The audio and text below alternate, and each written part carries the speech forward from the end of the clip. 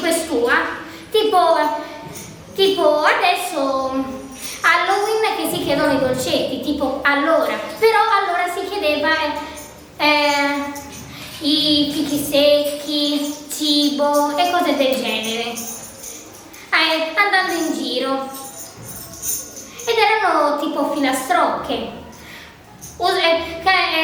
recitate con ironia e sarcasmo e con un tono molto allegro, che si facevano durante Epifania, Capodanno e Natale.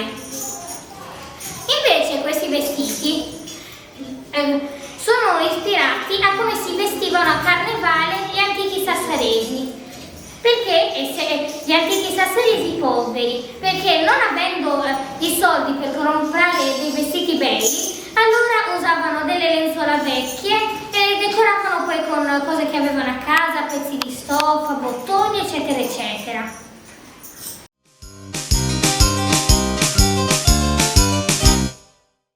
Allora, cosa lì? Noi altri siamo troppo contenti, anche i ribizzini sono stati proprio bravi davvero, si sono divissuti, hanno fatto dov'è, non hanno impagliato nulla, sono stati bravi ma bravi davvero. Anche noi altri abbiamo fatto la parte nostra, però li abbiamo vissuti, li abbiamo imparati e ci siamo divissuti un sacco.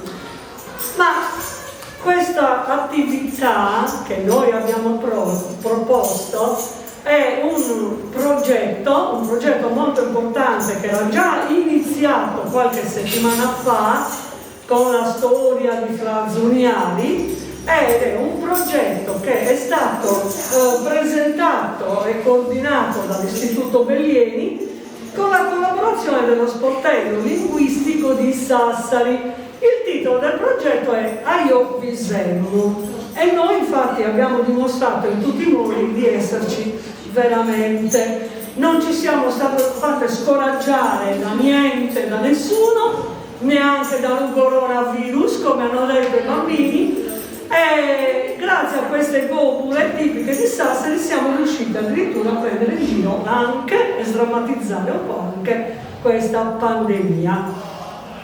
Noi ringraziamo, noi docenti, ringraziamo questa meravigliosa esperienza che riusciamo a vivere, che abbiamo vissuto grazie a queste persone che tanta fiducia hanno avuto in noi.